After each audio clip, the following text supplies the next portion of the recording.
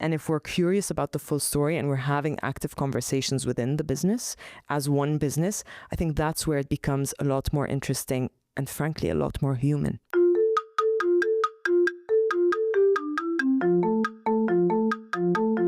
Are you a fitness-loving foodie? Then Defy Snacks is for you. Defy offers real, high-quality chocolate you love, combined with functional ingredients, giving you as much as 26 grams of protein per bag, so you can be both a little bit bad and a little bit good at the same time. As a female-owned brand, Defy dedicates a portion of its profits to other women-owned businesses. Currently sold in the US, you can find us on defywithanI.snacks.com and follow us on social at Defy Snacks.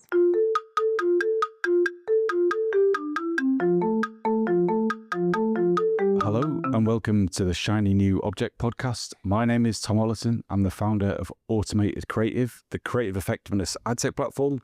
And this podcast is about the future of data-driven marketing. Every week, I get the pleasure and the privilege of interviewing one of our industry's leaders about what the future of this industry is going to be.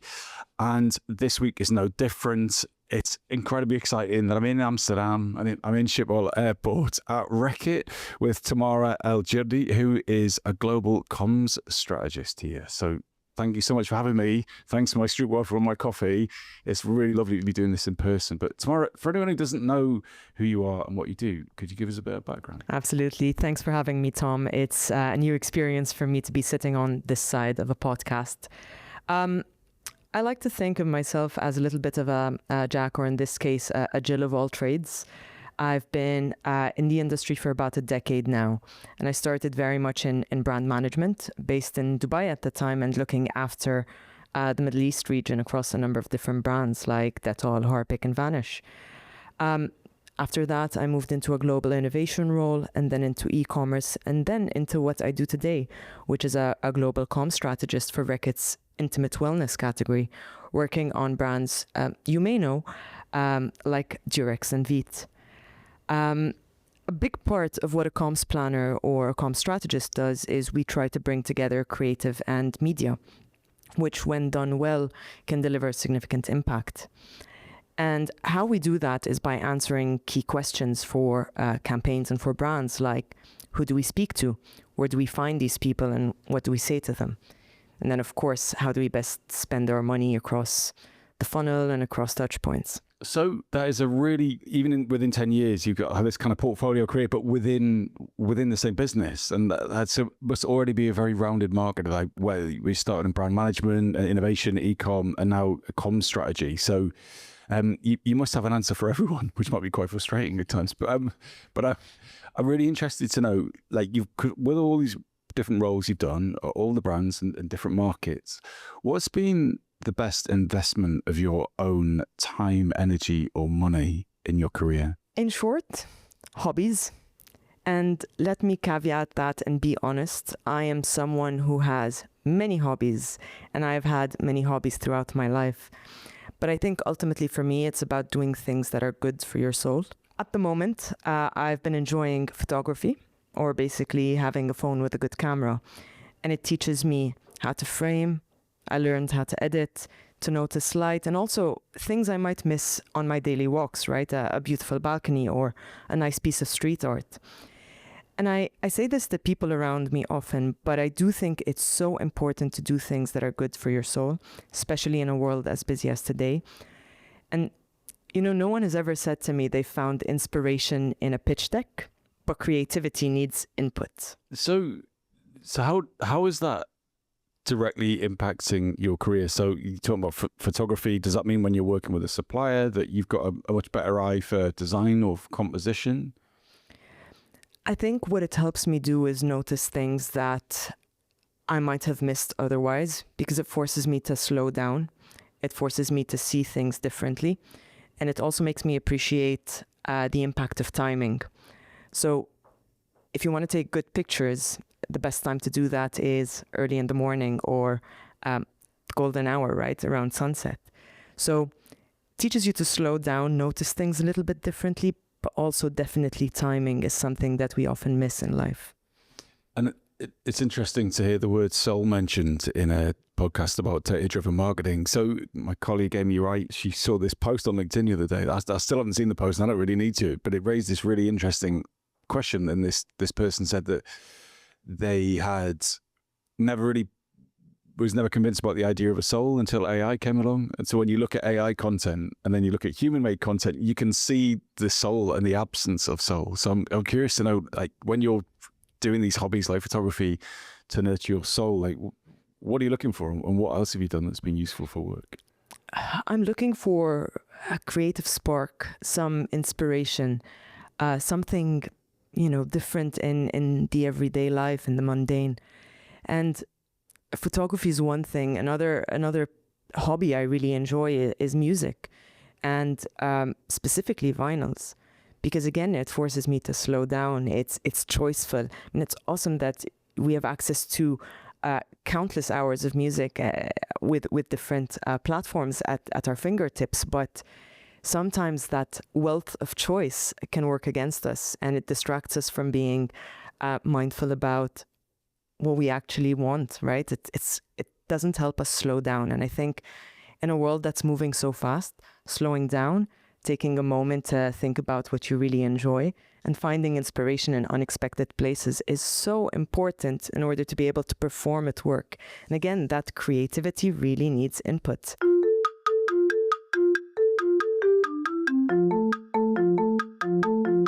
Wow, that's such a good point. I remember when iPods came out, I had like a CD player. And you had one CD or two CD, and that was it. You had to commit. Same with vinyl, right? Well, you don't have to commit as much, but certainly not when you're out. But that's a lovely idea that these California tech companies give us the illusion of saving time. I was actually chatting to Nick Goodchild from Tommy Hilfiger, who was on the podcast, also in Amsterdam a little while ago, and he was saying that the promise of email, the promise of Slack, the promise of all the promise of social media, the promise of all these things originally was really efficiency, right? So you don't need to write lots of letters anymore. You need to pick up the telephone. You can like, oh, I've got a text message on my phone. I don't even need to have a phone call anymore. I can have, but yeah, all of these things have really done is just increase the amount of volume. It hasn't saved us any time. And so your idea of stopping, slowing down, noticing things, being choiceful that's really important, I think. Yeah, I think so too. I think efficiency has a lot of benefits in our daily lives, but also at work. But I do think sometimes too much of it comes at the expense of creativity and effectiveness. Yeah, and I'm struggling with the impact of AI on my own work. Whereas you're like, brilliant, I did that thing like so much quicker, but was it really better? Which is always the question to ask. Anyway, this podcast is about you, not about me. Sorry.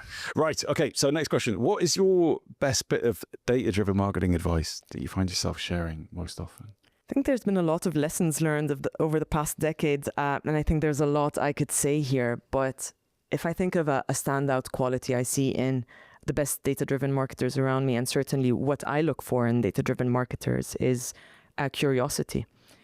And curiosity, first and foremost, starts with accepting what you don't know, and then also having that drive, that bravery, and that humility to ask questions and learn. And I think some people, when they get too comfortable in a place or a role, it becomes really hard to do that because that space becomes a comfort zone, and it makes it difficult to stay curious when the novelty wears off. And curiosity is an active skill that we need to invest in, right? And I've worked on it by moving across functions. And that's where I've done some of my best work and where I found my most interesting findings, while I was in a new place. And I feel that's where curiosity really peaks. But I've also seen people do it differently. Some people go very deep into one craft, say media, for example, but they keep stretching the edges of it. Other people run side projects. The format doesn't really matter, but it's really about building that habit of asking at least one more question than the brief strictly requires. So the book that Automated Creative just published, which is called Using Data and Creativity in Marketing, one of the key conversations I had was with a couple called Faris and Rosie Jacob, a really interesting digital nomads, I think they call themselves, or used to. And when I said to them, how do you make data and creativity work together? And they said curiosity is the glue between those two things. Because if you're not curious about your data, it's just numbers, just noise. If you're not curious about what is the data not telling you as well as what it is telling you. But then if you're not curious to do something new, you're not really being creative. You're just repurposing something. So they definitely agree with you. And I do that curiosity is... It's as you say, it's an active skill you need to invest in, but I think it's the essential glue between creativity and data. It's the thing that unites the two of them.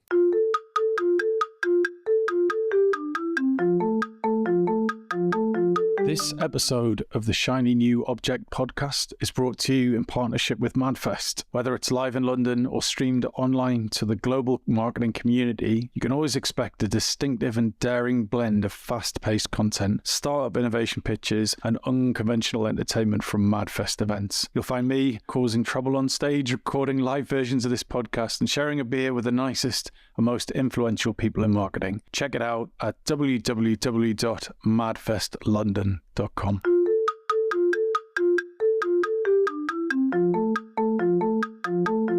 We'll go on now to your shiny new object, and I'm really excited about this one, which is systems thinking in data-driven marketing. Right. So we're going to assume everyone listening to this podcast knows what data-driven marketing is because it kind of says it on the tin. But what exactly is systems thinking in data-driven marketing? Systems thinking is basically a term that encourages us to approach problems holistically, right? So instead of looking at different parts of a system, we're looking at how these different parts influence each other rather than analyzing them in isolation. And I think most big companies today, we have more data than we can possibly process. And I've seen it firsthand in each of the different functions I've worked in, right? Each team looks at a set of data and measures performance against specific KPIs. Media might look more at metrics like attention and reach. Brands track equity and share. And e-commerce ultimately wants to drive conversion. And everyone's technically right, but they each have a piece of the puzzle. And for me, when you start to think in systems, it's when you're trying to put those different pieces together and you're going a step beyond analyzing the data and starting to interpret it. I mean, say you look at a dashboard, right? And you can see fairly quickly, I think any data-driven marketer is trained to see fairly quickly what's working well and where there are gaps or opportunities. I might look at a dashboard and say, my upper funnel metrics are tracking well, right? But I identify that I have an issue further down the funnel in my conversion rate. And I've seen many times this becomes a primarily e-commerce problem to solve. And they'll do a full breakdown of why conversion has been lagging. They'll make some changes to improve it, and often they will. And that's not wrong, but sometimes it's incomplete. And I think I like the example of when you go to a doctor, right? Say you have a leg pain. The doctor might order a scan of your leg, and if they can't see a problem, they'll do a full body scan. Because even though the pain is in your leg, the problem might not be there. It might be in your back or somewhere else in your body, because bodies work in systems. And I think businesses, brands, companies, they work the same way. We don't work in isolated parts. So one of the other insights from the book is that I can't remember who told me it, but it was basically said that when an organization gets to a certain size, everything becomes numbers. So if it's a large organization, like any of the individual brands plus Reckitt as a whole, or if it's a nation state or government or whatever, like it gets so big that the only thing that works is numbers. But the numbers only like, and you mentioned, for media, you talk about reach or brand awareness or e-com sales or ads to basket or whatever. They're the, in some ways, the only the numbers are available. But they also have the other problem that they have, and something I've come across a lot recently, is that people confuse abundant with important. So, we've got this. We do have a dashboard. We've got all this GA4 information. We've got all this stuff coming back from our site or whatever it is. And it's really abundant.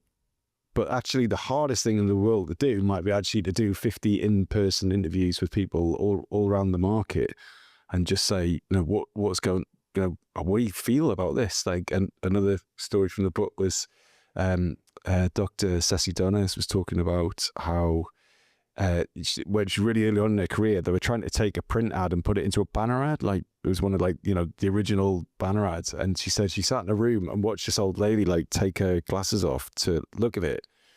And she started squinting and she realized that the text was too small, or the legal information was too small at the bottom. And she realized at that point that data would never have told you that. I think it's a great point, Tom, and I think that's really the secret, right? Which is asking ourselves why the data looks the way that it does. And if we go back to that example about I have a problem in conversion, if I'm asking myself why, it could be I have an issue with something that's going on with the e-com teams. But what's also possible is I have a problem somewhere else in the funnel. Maybe I'm reaching the wrong people. Maybe my creative is doing a really good job at keeping people engaged and watching, but it's confusing that decision moment. There are many possibilities to why conversion might be going down. And I think it's really about asking ourselves one more question: why, who, where? And I think that really starts to take us that one level deeper, that looking at data as a story and what that data is trying to tell us across the story and not as individual chapters. So I get your theory. I'm on board with it. How do you do it, right? So let's use this. Let's use this kind of e-com example. So with the top of funnel metrics are doing well. People are engaged, view completion rate, all that stuff's great. And your point of view is, well, we need to ask why. We need to look beyond these metrics. So how do you do that? So is that a case of just going in a room and just interviewing those teams, or how do you make that happen across the organization? I think breaking silos is really the starting point. And I know that's a buzzword, but I think the real risk happens when we start to think of data as mine or yours, right? I think ultimately data isn't owned by a function or another. What it is a measure of our brand, our business, or our campaign performance. And that's what we're all seeking to drive together. So the best way to break it down is by having conversations and leaning in and actively collaborating across teams. I think that's where you start to open up new possibilities. You start to think of different questions to ask because you have different perspectives looking at the data together rather than in isolation. Sometimes it's as simple as, you're right, all we need is an e-com tweak.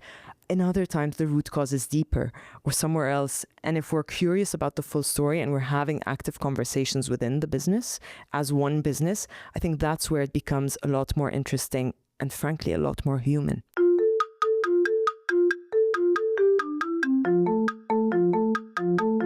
So how do you deal with the problem of KPIs? So when someone gets given a KPI, then they will do everything they can to deliver that KPI because they're incentivized to do that, usually financially. Yeah. But often that, as soon as a KPI becomes a KPI, it warps the activity of the person chasing it. So, for example,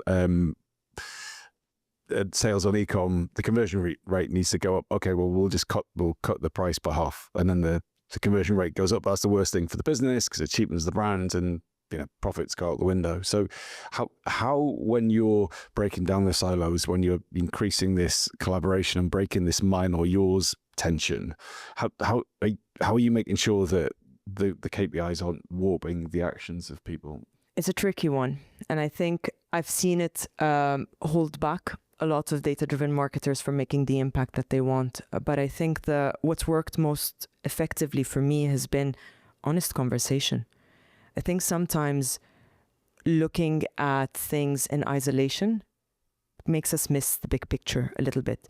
And I think once we're all on that journey to understand the bigger picture, and I think that's what we get to when we start to think in systems rather than isolation, KPIs continue to be important, but they start to evolve a little bit.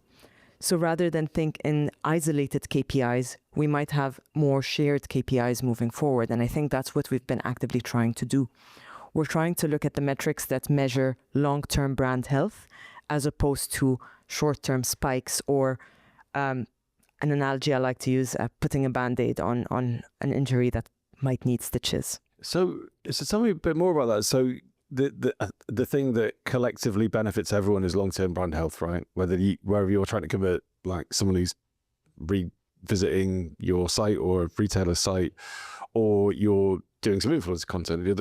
Both of those things will be more effective if there is long-term brand health. So what kind of KPIs are you finding are effective? And also, how are the e-com teams dealing with that? Because that is totally different. Or is there a kind of master KPI that everyone's working towards, but everyone else still has their kind of more indicative KPIs at the bottom? How does that work? I don't think it's totally different. I think it's very much a shared problem and therefore a shared solution. I think that's the big shift in mindset that we've been trying to drive. A conversion problem isn't strictly an e-commerce problem. It's a shared problem, right? It's our campaign is not converting. So how do we fix that? And sometimes it's a number of teams doing slightly different things. And sometimes it's a number of teams getting together and figuring out what's the one thing that really needs to change. And it's a series of experiments. No one gets there from the first go, right? It's like building a puzzle. The first two pieces you try to put together are unlikely to fit. But you need to try different things, be open, and start to eliminate some of the potential root causes, right? Maybe this is not the main problem. We try something else. It might not be an e-com issue. We might need to speak to the creative teams. If it's not a creative issue, it might be a media targeting issue. There are a number of different opportunities that we should look into. And I think it's very important to, again, look at it from a shared point of view. It's our problem and it's our solution, our win when we fix the problem. Tamara, that's a lovely way to finish it. And I'm sorry we've run out of time. We could carry on talking about this for ages, I'm sure. So if someone wants to get in touch with you about any of the stuff we've talked about today, where's a good place to do that? And what makes a message that you'll actually respond to? I'm on LinkedIn, so you can reach out to me on, Tamara El Jurdi. A good message is probably showing a little bit of curiosity. That's a value I have, and so probably a message I would resonate with too. Brilliant. Thanks so much for your time. Thank you, Tom.